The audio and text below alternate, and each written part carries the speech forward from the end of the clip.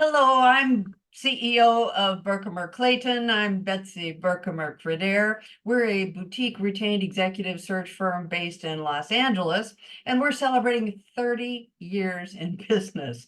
And we have offices in Los Angeles, Washington, D.C., and Mexico City. So we handle national executive searches for organizations seeking senior leaders in finance, marketing, corporate communications, human resources, and yes, quantum technology. So over these 30 years, we have developed treasured friends through our business. And today we would like to salute one of our special corporate clients. He's Rodolfo Saenz, Senior Vice President of Marketing at Forest Lawn, Memorial Parks, and Mortuaries here in Los Angeles. So hello, Rodolfo. So nice to see you. Nice to see you, Betsy. And first of all, congratulations on your 30 years with the firm. I think it's a wonderful accomplishment. I know you and members of your team for probably almost 20 years. So it has been a great time working with all of you. I've been with Forest Lawn for 13 years now. Amazing.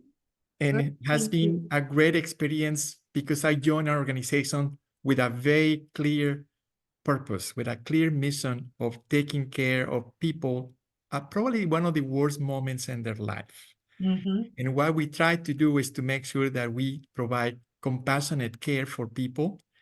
And in my marketing role as Senior Vice President, I cover all things about marketing, from branding and brand management to advertisement, either on the traditional side, doing advertisement on radio, TV, also on the digital side with social media, but also doing what I consider to be product marketing and service marketing, which is kind of a packaging and merchandising our products.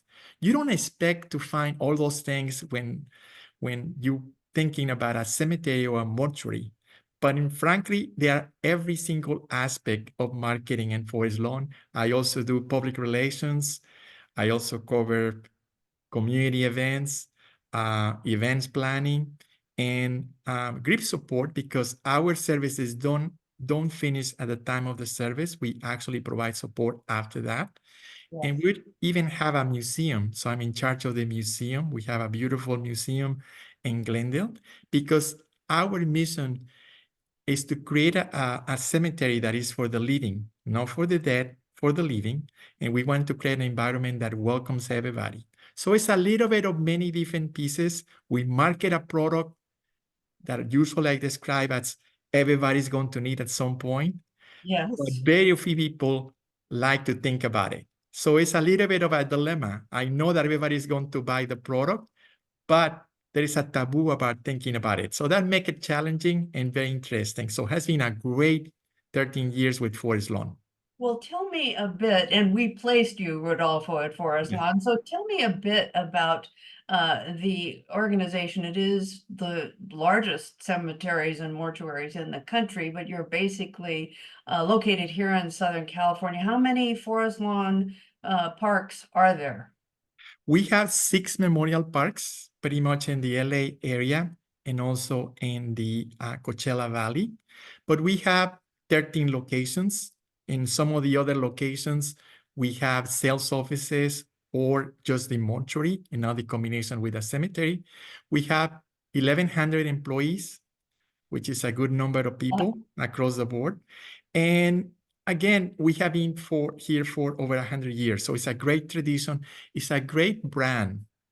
It's a great brand to be part of and really connected with LA. So it has been very special to connect with other organizations that recognize Forest Lawn as one of the organizations has been longer than most. So it's a great opportunity for me to be working with this organization. Well, tell me a bit, it's a highly unusual role, being the Chief Marketing Officer of Forest Lawn.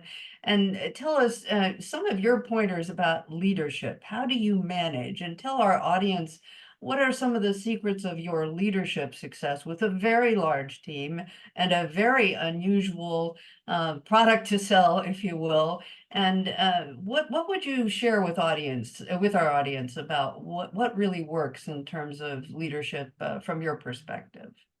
Well, I think that in my role, leadership is really painting a clear vision for the team and the organization, and then navigating, the planning and execution of strategies to achieve that particular goal.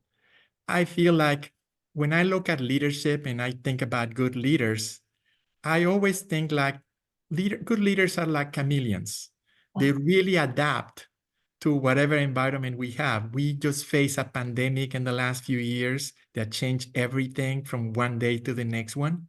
And you had to probably make the changes and the adjustments needed, sometimes as quickly as the next day. Sometimes it can take longer, maybe a year or more.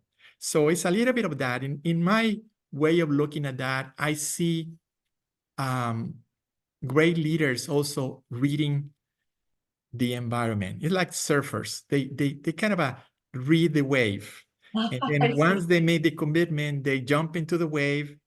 And, there's no waves that are the same. You have to kind of ride the wave in a different way and make adjustments along the way.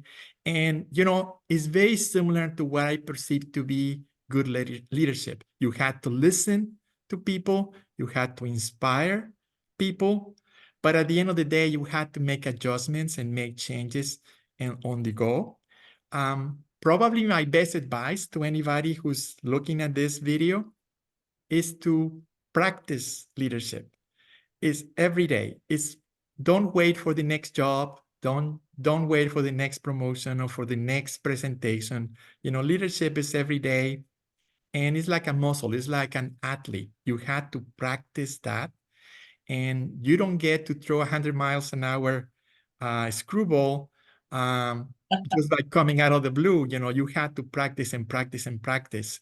So I feel like this adaptation is very critical. And also you have to probably instill trust and commitment in your team.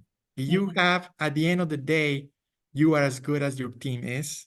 And I think it's very important to have that trust. You have to believe in yourself. And at the same time, you had to believe in others. You had to trust others because it's a team effort. It's not one individual. And I know you, all these years, Rodolfo, I know that you're the type of leader who gives credit to your team when they do something great. You're not the one who embraces credit for yourself. That's part of your leadership style that impresses me. I think it's one of the things that I feel like it's nice to recognize and reward people when they do a great job. And many times it's probably a satisfaction to recognize somebody who did a good job instead of taking the credit. It's nice when you hear somebody doing a great job and then you recognize that in front of other executives or in front of a meeting or things like that. So people are very committed. That kind of increase their commitment and their loyalty, but also is very good for their own self-esteem. So I always try to do that. Well, thank you so much for these words of wisdom. Be a surfer and practice practice leadership. I know being a leader myself, it does take practice, and it's never ending. And sometimes you make mistakes, but you get up and the team keeps going. That's for Yeah. sure. Well, Rodolfo, thank you so much for being such a great friend and for being one of our long-term place candidates at 13 years for Berkhemer Clayton. That's almost half of the time that we've been in business. But I'm just really pleased to talk to you this morning and share your words of wisdom about leadership. So thank you, sir. All Talk to righty. you soon. Thank you, Betsy. All Talk right. to you soon.